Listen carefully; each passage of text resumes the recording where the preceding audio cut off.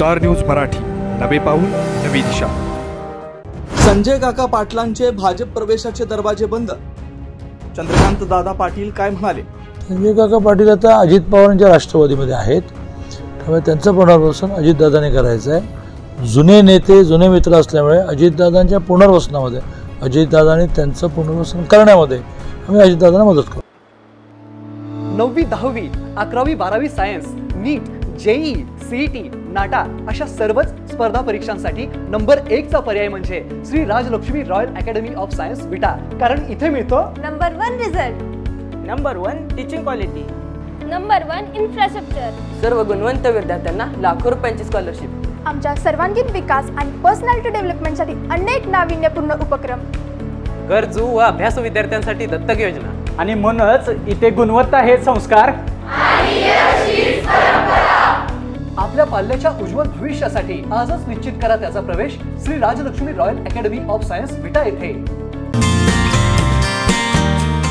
30 वर्ष खवय्यांच्या पसंतीस उतरलेलं स्वादिष्ट व चविष्ट तसेच स्वच्छतेत एक नंबर असणारं हॉटेल विशाल एक्झिक्युटिव्ह लोहार। व्हेज नॉन व्हेज जेवणाची उत्तम सोय, निसर्गरम्य परिसर, टेरेस गार्डन व कॉन्फरन्स हॉल, फॅमिलीसाठी स्वतंत्र बैठक व्यवस्था, एसी डायनिंग हॉल, भव्य पार्किंग, वाढदिवस, मुंज, बारशे, पार्टी तसेच इतर कोणत्याही कार्यक्रमांसाठी प्रशस्त हॉल। तर मग आजच अवश्य भेट द्या हॉटेल विशाल एक्झिक्युटिव्ह, कराड विजापूर रोड, भिवगाव। सांगलीचे माजी खासदार संजय पाटील हे सध्या अजित पवार यांच्या राष्ट्रवादीत आहेत, त्यामुळे त्यांचं पुनर्वसन अजित पवारांनी करावं। त्यांच्या पुनर्वसनासाठी आम्ही अजित पवार यांना मदत करू, असं विधान सांगलीचे पालकमंत्री चंद्रकांत पाटील यांनी पत्रकारांशी बोलताना व्यक्त केलं। त्यामुळे गेल्या काही महिन्यांपासून भाजप प्रवेशासाठी प्रयत्न करणाऱ्या संजय पाटील यांच्यासाठी भाजप प्रवेशाचे दरवाजे बंद झालेत का, असा सवाल उपस्थित होतोय। काही दिवसांपूर्वी संजय पाटील यांनी पालकमंत्री चंद्रकांत पाटील यांना चिंचणी येथे आपल्या निवासस्थानी चहापानासाठी बोलवलेलं होतं। मात्र पालकमंत्री दारात आणि संजय पाटील मंदिरात अशी स्थिती निर्माण झाली। ज्यावेळी पालकमंत्री चिंचणी येथे आले त्यावेळी संजय पाटील आरवडे येथे एका मंदिरात होते।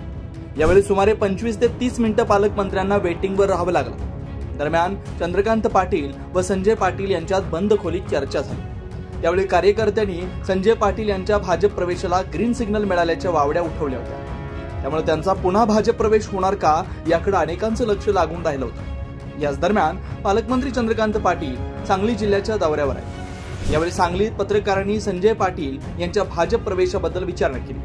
त्यावेळी पालकमंत्री पाटील म्हणाले, संजय पाटील हे अजित पवारांच्या राष्ट्रवादीत आहेत, त्यामुळे त्यांचं पुनर्वसन अजित पवारांनी करावं। त्यांच्या पुनर्वसनासाठी आम्ही अजित पवार यांना मदत करू।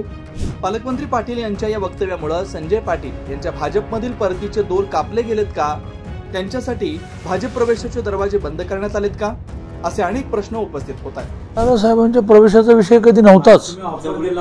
ऑफर तर काय मी तुम्हाला पण देणार।